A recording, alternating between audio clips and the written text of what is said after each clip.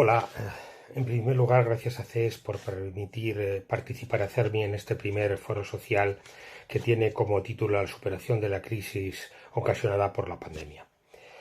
Lógicamente, nosotros hemos entendido que CERMI, al ser una plataforma donde fundamentalmente lo que hacemos es reivindicar e intentar conseguir derechos a favor de las personas con discapacidad, nuestro tema debía ir un poco en esa dirección, es decir, en todo lo que tiene que ver con los derechos de las personas con discapacidad durante esta pandemia. La pandemia global desencadenada por el coronavirus,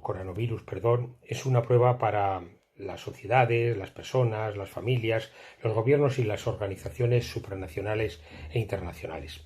Es un desafío para el mundo y para toda la humanidad sin distinción. Se trata de una crisis sin precedentes que ha sometido a una extrema tensión a los principios inspiradores del discurso de los derechos humanos. El coronavirus ha aflorado la solidaridad y ha reconocido el valor de los servicios públicos como la sanidad, pero también ha sacado la cara más amarga de las sociedades, poniendo por encima de la gente, como han manifestado algunos líderes internacionales, la salvación de la economía de los estados. En efecto, la humanidad está ante un punto de inflexión en la historia reciente que hace tambalear aquello que parecía inamovible, el estado de bienestar de los llamados países desarrollados. Pero lo más grave de esta crisis es que están cuestionando y por tanto poniendo en riesgo los derechos humanos de las personas en situación de vulnerabilidad. No cabe duda que en este contexto de exclusión y de negación estructural de derechos se encuentran las personas con discapacidad y sus familias, escenario que se ha visto agravado por una pandemia que las ha situado en un estado de excepcionalidad y las ha castigado sin culpa, puesto que estas mujeres y hombres están sintiendo de forma desproporcionada los efectos más lacerantes de esta emergencia sanitaria, comprometiendo su salud y por ende sus propias vidas.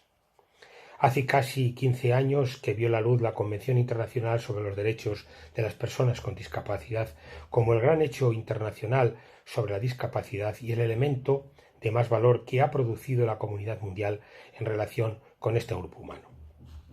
Este nuevo instrumento supone importantes consecuencias para las personas con discapacidad y entre las principales se destaca la visibilidad de este grupo ciudadano dentro del sistema de protección de derechos de Naciones Unidas, la asunción indubitada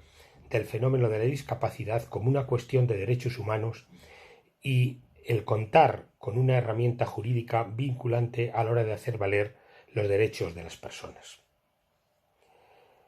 Hemos considerado en esta intervención que debemos enumerar una serie de derechos que han sido parte de observación, han constituido un elemento de observación por parte de CERMI durante todo este periodo. El primero de ellos, 7 exactamente, el primero de ellos es lo que tiene que ver con la igualdad de oportunidades y la no discriminación. La igualdad constituye un principio fundamental y básico del discurso de los derechos humanos junto con la dignidad humana y la universalidad. Como se encuentra perfectamente definido en el artículo 1 de la Declaración Universal de Derechos Humanos. Todos los seres humanos nacen libres e iguales en igualdad y derechos. Por lo tanto, todas las personas son de igual valor y los Estados deben asegurar a todos los mismos derechos. La igualdad también puede concebirse en términos de objetivos sociales, conforme a lo cual los Estados tienen la obligación de elaborar políticas y medidas para velar por el valor de la igualdad de manifestación en las condiciones de vida concretas de todas las personas. La igualdad se complementa con el principio de no discriminación, en el que se basan todos los tratados de derechos humanos y trata de evitar toda discriminación, exclusión, restricción o preferencia que deje sin efecto o obstaculice el reconocimiento y ejercicio en igualdad de condiciones de los derechos por diferentes motivos, como puede ser la raza, el origen étnico, el género y la nacionalidad, entre otros, sin ninguna justificación objetiva. La igualdad se presenta en la Convención como un principio general en su artículo 3, como una obligación de los Estados y en su artículo 4 y como derecho en el artículo 5 e interactúa con cada uno de los demás derechos reconocidos a lo largo de todo su articulado. La epidemia del coronavirus ha puesto de relieve discriminaciones palmarias hacia el colectivo de personas con discapacidad. la vulneración del artículo 5 de la Constitución ha estado presente, el que tiene que ver con la igualdad y la discriminación. Se han cercenado claramente este precepto que insta a los Estados partes a reconocer que todas las personas son iguales ante la ley y en virtud de ella, y que tienen derecho a igual protección legal y a beneficiarse de la ley en igual medida sin discriminación alguna, y prohibirán toda discriminación por motivos de discapacidad o garantizarán a todas las personas con discapacidad protección legal igual y efectiva contra la discriminación por cualquier motivo. La discriminación, como digo, siendo la exclusión sistémica que ha acompañado a las personas con discapacidad a través de los tiempos, se ha visto en estos momentos exponencialmente agravada. Esta afirmación se ha evidenciado a través de las carencias de accesibilidad a las comunicaciones oficiales sobre las medidas de protección frente al virus, en la denegación de tratamiento para personas con discapacidad, como traslados a hospitales y unidades de cuidados intensivos que han comprometido su derecho a la salud y a la vida. Asimismo, el confinamiento ha causado situaciones perturbadoras para las personas con trastorno del espectro autista y para personas con discapacidad psicosocial, además de la falta de recursos de rehabilitación esencial en la autonomía de este grupo.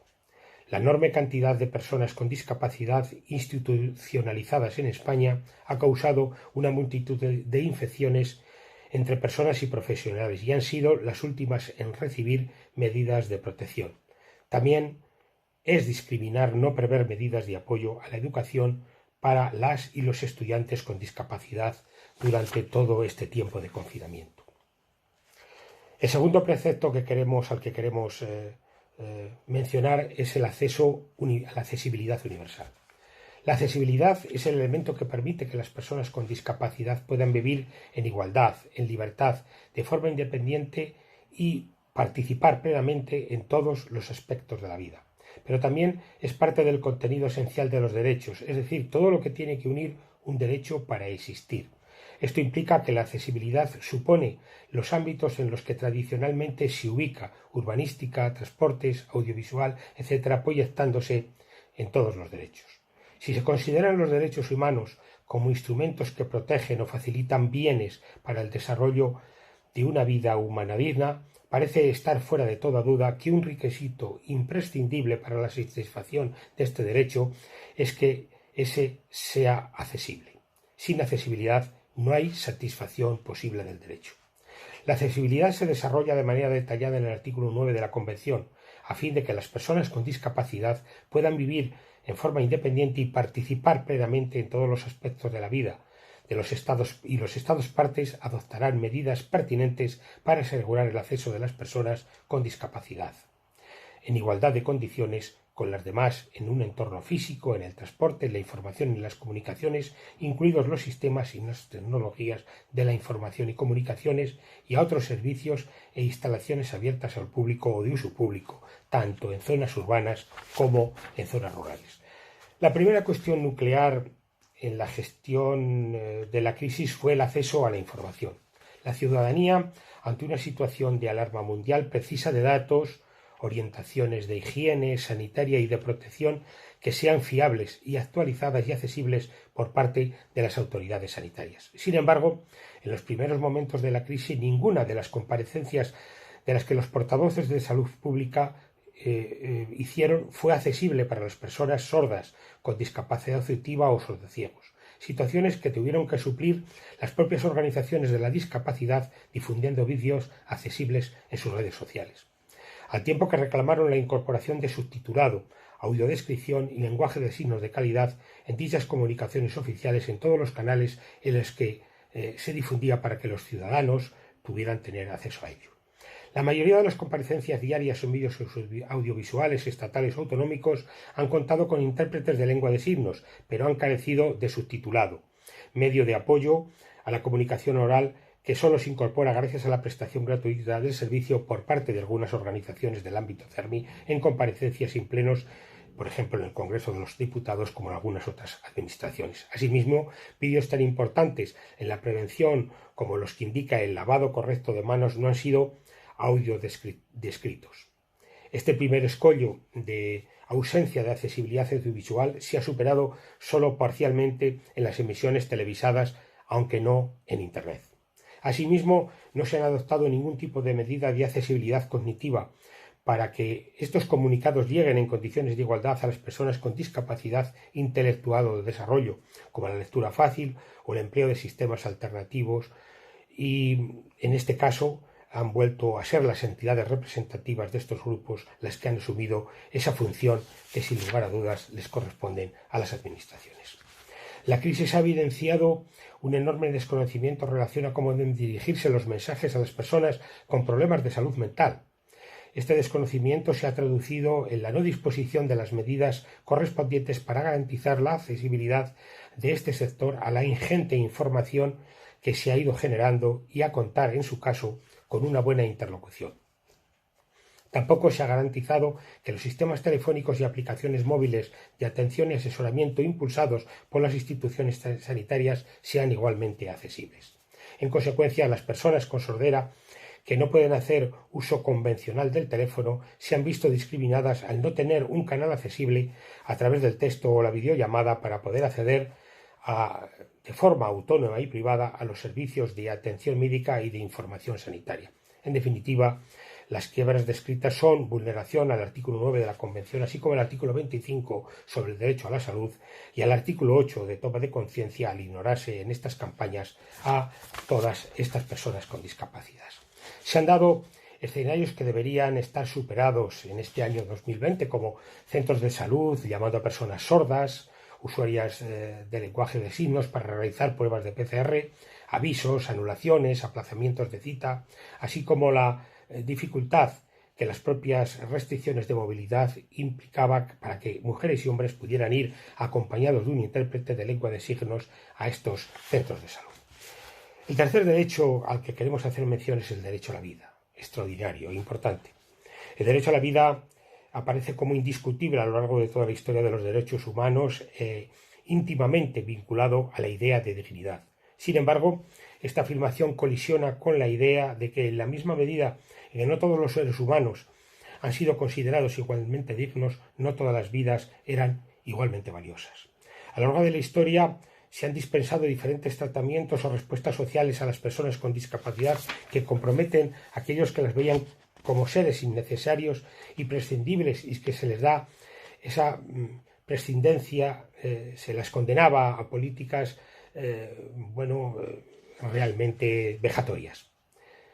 Porque otrora eran vidas que no valían la pena ser vividas.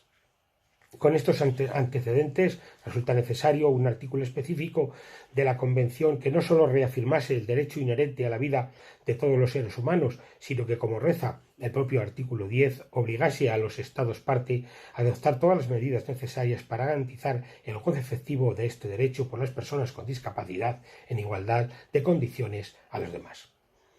Esta segunda parte del artículo 10 de la Convención resulta más que pertinente ante un escenario desconocido que está sometido a una tensión externa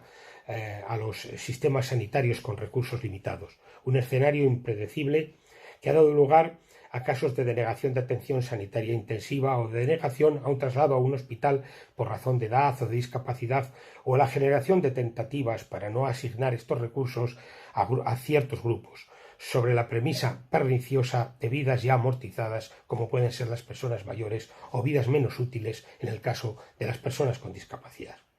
Esas tentativas, insisto, al menos tentativas, se han visto materializadas en documentos y protocolos promovidos por sociedades científicas que no responden a los mandatos imperativos de derechos humanos de no discriminar, ni de tratar desigualmente de forma injustificada, ni de actuar sin prejuicios y sesgos que castigan a quien se considera diferente y, por tanto, de menor valor, cuya salud o cuya vida es sacrificable por entenderse como menos prioritaria. Asimismo, estos textos pueden dar lugar a ver a las personas con discapacidad como descartables ante el riesgo de un posible colapso sanitario.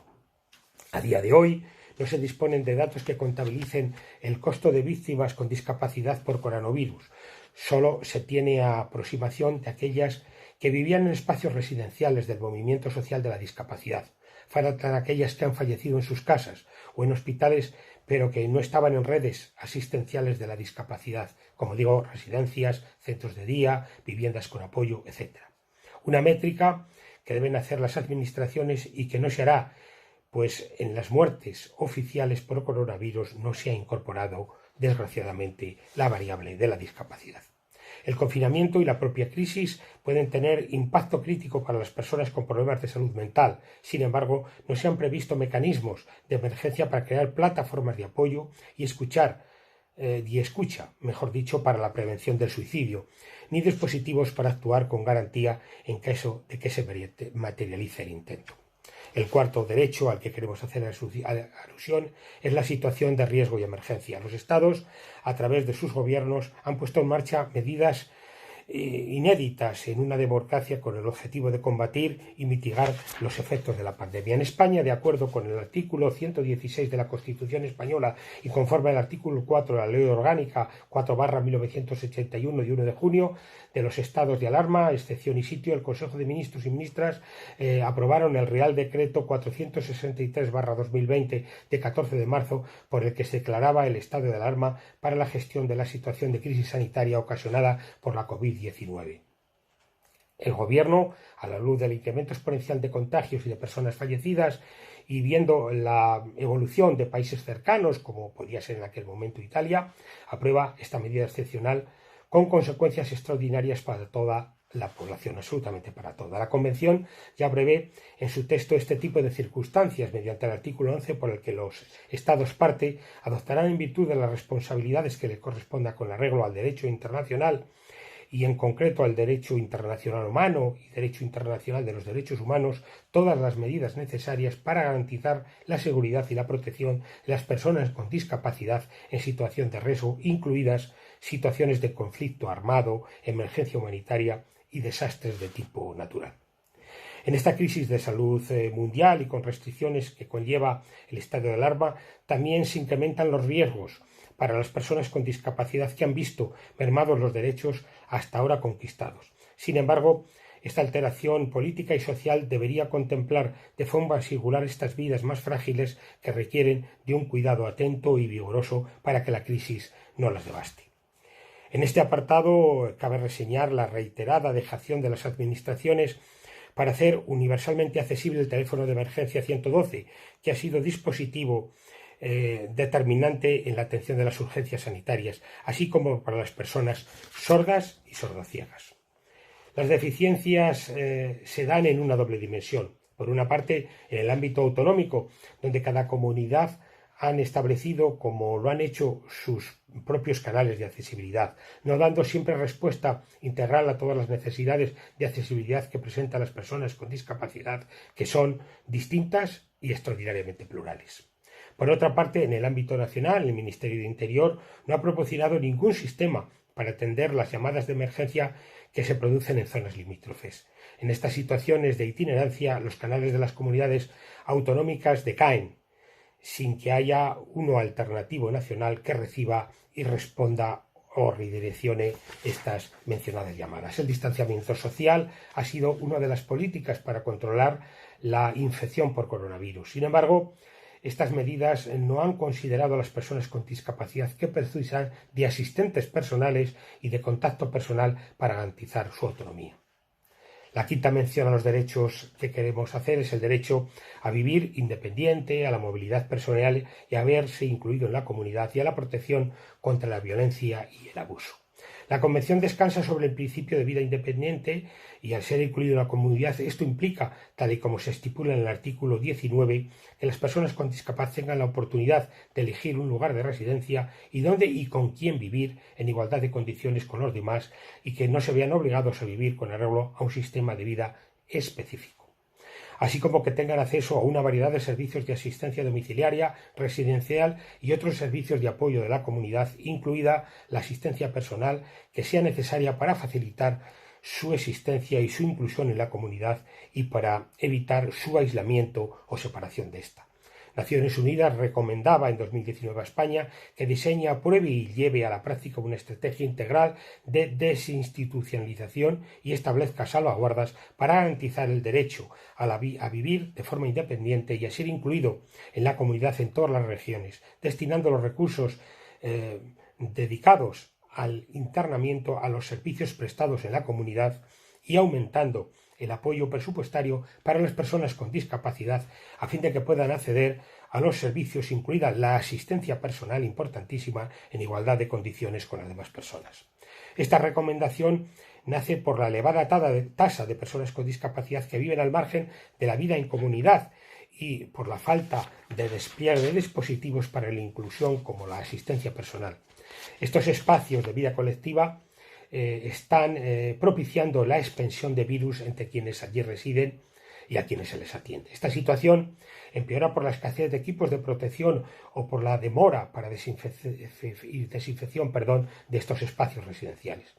Tampoco se ha considerado al personal que trabaja para garantizar la vida independiente de las personas con discapacidad como asistentes personales, mediadores o mediadoras, guías, intérpretes o intérpretes de lengua de signos. De igual forma, el estado de alarma también ha dejado una situación muy precaria en los dispositivos de autonomía personal imprescindibles para la inclusión y la calidad de vida de las personas con discapacidad. Ha sido de nuevo el tejido asociativo de la discapacidad quien se ha hecho cargo de estas intervenciones sociales, muchas veces teniendo cancelada la financiación por parte de las propias administraciones. Aunque el coronavirus ha tenido menor incidencia en las áreas rurales con respecto a las ciudades, las personas con discapacidad o situación de dependencia que viven en el campo se han visto abocadas a un doble confinamiento por el estado de alarma y por el aislamiento inherente a la falta de servicios y prestaciones inherentes en gran parte al medio rural. En este contexto, la solidaridad se ha convertido en la herramienta primordial para ayudar a las personas que lo precisan en la llamada España vaciada. Hubiera sido oportuno solucionar la falta de recursos humanos, profesionales cada vez menos numerosos en los pueblos y significar el trabajo en el ámbito rural, especialmente ahora que se incrementa el desempleo, con lo cual surge una nueva y buena ocasión para generar oportunidades laborales en ese aludido medio rural. El Real Decreto del estado de alarma lleva consigo restricciones en la movilidad personal. Sin embargo, determinadas personas no pueden, por razones perentorias asociadas a su discapacidad, permanecer indefinidamente en sus domicilios confinadas y necesitan ineludiblemente acceder a la vida pública para evitar episodios de colapso personal con grave afección de su conducta, de sus condiciones de salud y de bienestar psicofísico y emocional, como las personas con discapacidad intelectual, del desarrollo, el trastorno del espectro del autismo, el Asperger, la psicosocial o enfermedad mental, el daño cerebral adquirido y otros defecto análogo. Finalmente, el Real Decreto no recogía estas situaciones, llegando incluso las fuerzas y cuerpos de seguridad del Estado a denunciar a estas personas con discapacidad y sus familias que por necesidades puramente terapéuticas salían a la calle. Una discriminación que se solventó posteriormente con la publicación de la instrucción por parte del Gobierno para establecer que se entienda por parte esta situación de necesidad de aquellas personas con discapacidad, alteraciones conductuales o con enfermedades que por razones perentorias asociadas a estas situaciones precisen abandonar su domicilio diariamente por un tiempo y acceder a la vía pública como indicación terapéutica y de tratamiento de su discapacidad o condición de salud. Sin embargo, esta medida no ha llegado a todo el grupo de personas con problemas de salud mental. Ya muchas de estas personas no tienen tramitado el reconocimiento de grado de discapacidad, por lo que quedan en un limbo legal, aunque puedan aportar informes médicos o psicológicos que justifiquen la necesidad de esa aludida salida. Además, muchas otras se encuentran fuera del sistema sociosanitario, por lo que no disponen de documentación acreditativa ni medios para obtenerla en situación de emergencia. Solucionado el tema legal administrativo, queda pendiente el tema cívico, ya que estas personas o sus acompañantes son increpadas e insultadas por alguna de las personas cuando se las ve en la calle por razones estrictamente terapéuticas, y que el propio movimiento CERMI alertaba al Ministerio de Interior a que determinara si estas vejaciones a personas con discapacidad durante estas salidas pudieran suponer delitos de odio, que además tendrían una incidencia desfavorable en el derecho a la movilidad recogido en el artículo 20 de la Convención y en el 16 sobre violencia. Cabe destacar una iniciativa provocada por el temor fundado de las familias y de las propias personas a ser increpadas, de poner un distintivo azul para proteger su identidad. CERMI se opuso, nos opusimos totalmente a este tipo de propuesta, por poner en riesgo la privacidad de estas personas, incluso estando amparadas por la ley que les castiga sin culpa. No se puede volver a señalar a un grupo históricamente identificado en aras a su protección y seguridad. Asimismo, se han producido sanciones a personas con discapacidad. Por ello, CERMI plantea revisar caso a caso los expedientes para no sancionar a personas con discapacidad en salidas terapéuticas. Constan muchas situaciones durante el estado de alarma en lo que los agentes de la autoridad han sancionado a personas con discapacidad en salidas terapéuticas a las que no se les dio opción de alegar su situación, amparado por la ley o por presentar documentación acreditativa, lo que convierte estas sanciones, posiblemente, así lo entendemos, en sanciones nulas. El confinamiento puede ser un espacio propicio para la violencia machista, que en el caso de las mujeres con discapacidad tienen que afrontar el confinamiento sin apenas apoyos, con dificultades derivadas de la falta de suministros de diferentes servicios o falta de ayudas en el seguimiento escolar de sus hijas o hijos, entre otros. El sexto derecho al que queremos aludir es el derecho a la salud y a la rehabilitación. El goce, disfrute y acceso al alto nivel de salud de un derecho humano incuestionable, y lo es también para las personas con discapacidad, como se dispone en el artículo 25 de la Convención. Los Estados partes reconocen que las personas con discapacidad tienen derecho a gozar del más alto nivel posible de salud, sin discriminación por motivos de discapacidad. Los Estados partes adoptarán las medidas pertinentes para asegurar el acceso de las personas con discapacidad a servicios de salud que tengan en cuenta la cuestión de género, incluida la rehabilitación realizada por motivos de salud. El objetivo de la declaración de estado de alarma era frenar la expansión de los contagios y evitar el colapso en los sistemas sanitarios. Este clima de pánico mundial ha traído consigo el desabastecimiento de equipos de protección, una nueva planificación de la atención primaria, modificando las consultas presenciales por telefónicas y virtuales, sin prever la accesibilidad de estos servicios, aplazando consultas y pruebas y cerrando algunos centros de salud y estableciendo nuevos protocolos que dejan en una situación crítica y que los pacientes crónicos que precisan el seguimiento,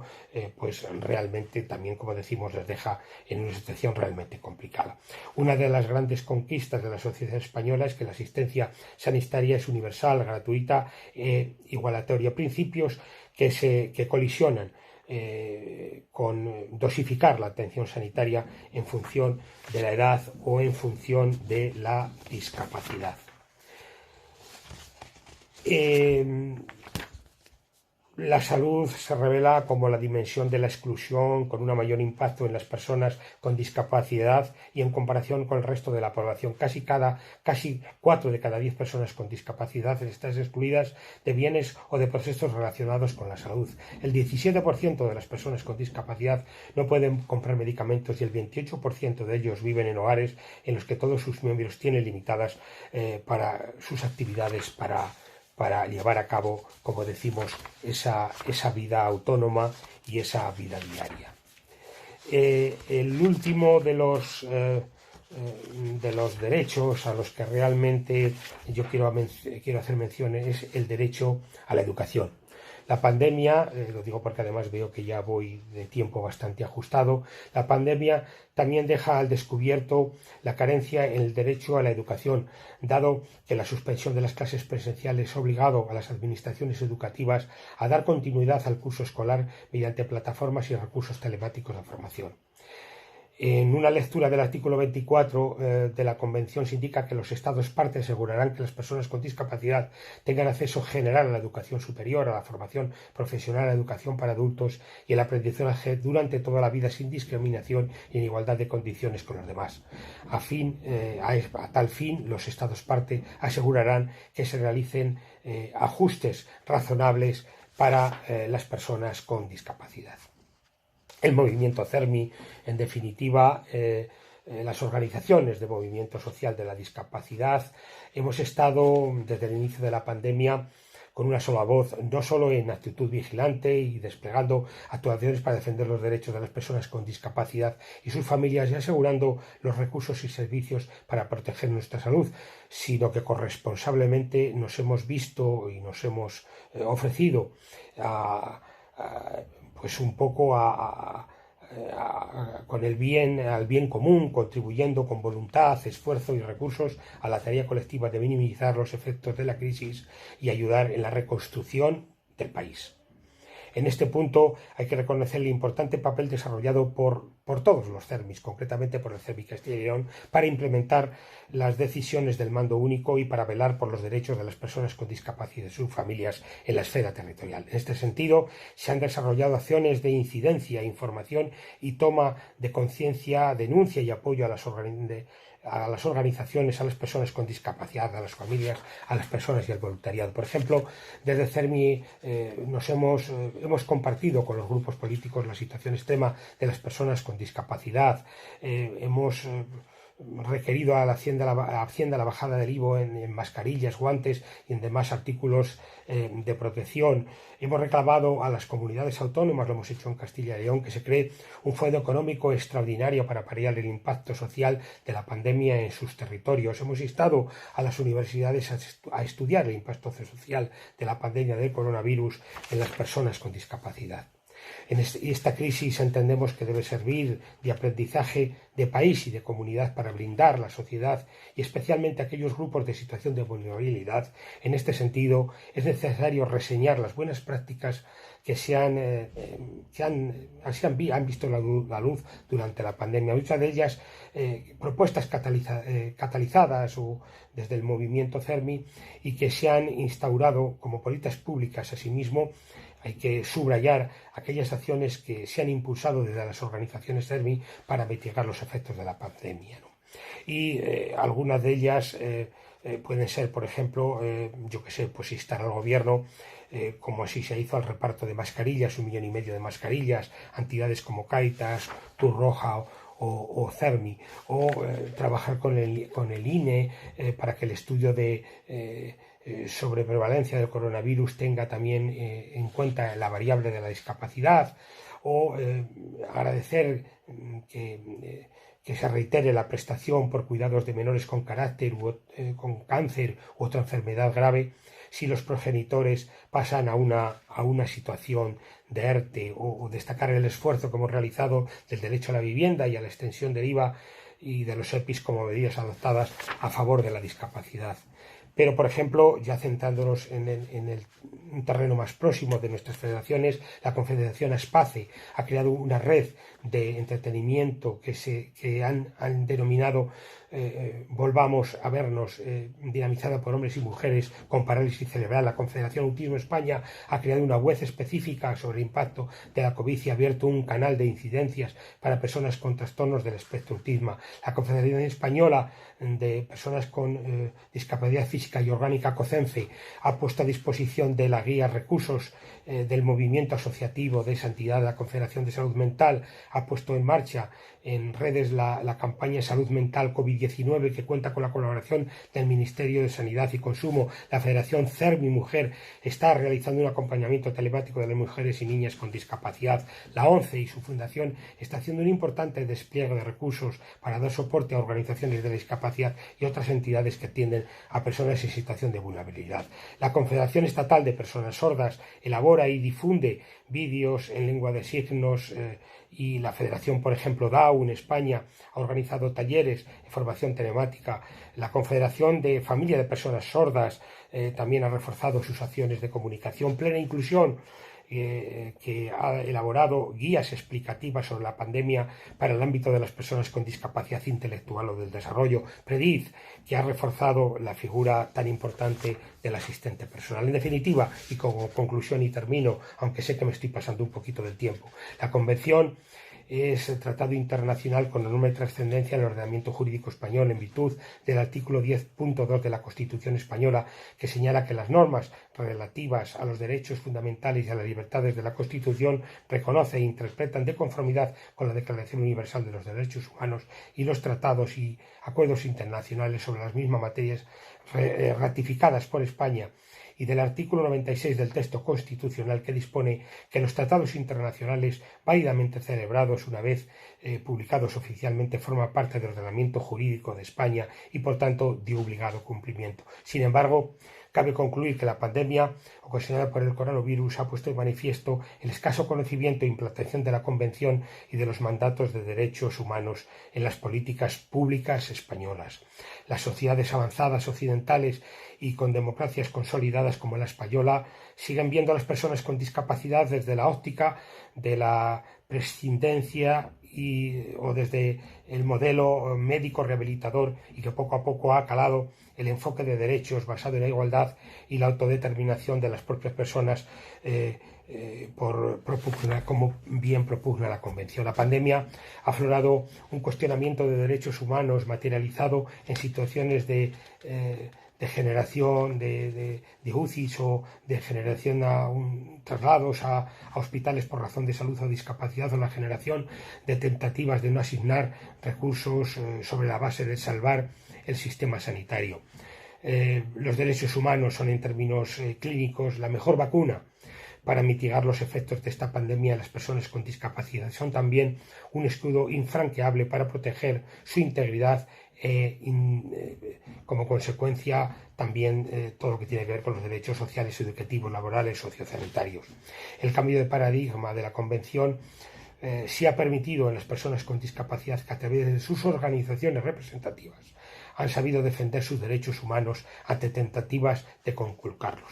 Las políticas de autoridad y la falta de inversión en servicios que aseguran derechos humanos como la salud, la vida, la educación, pueden comprometer el bienestar y la estabilidad de los Estados. El diálogo civil debe ser un principio que presida cualquier política pública, un instrumento de higiene democrática. Así ha quedado demostrado en esta crisis que las organizaciones sociales son más útiles y necesarias en estas situaciones realmente críticas. La sociedad civil de las personas con discapacidad y sus familias articuladas en torno a CERMI ha sido determinante para aplacar los efectos de la pandemia, no solo en la prestación de servicios. Su actuación se ha dirigido, además, a denunciar de forma activa, pero también a la cooperación con las administraciones, una extraordinaria cooperación, poniendo a disposición de la comunidad talento y recursos.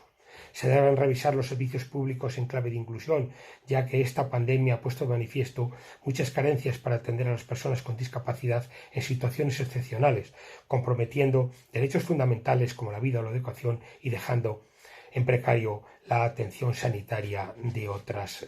personas. La pandemia, y con esto termino también, ha constatado que las tecnologías de la información y la comunicación no son inclusivas. Este aprendizaje debe servir para actualizar el espacio digital en todas las dimensiones en clave de inclusión.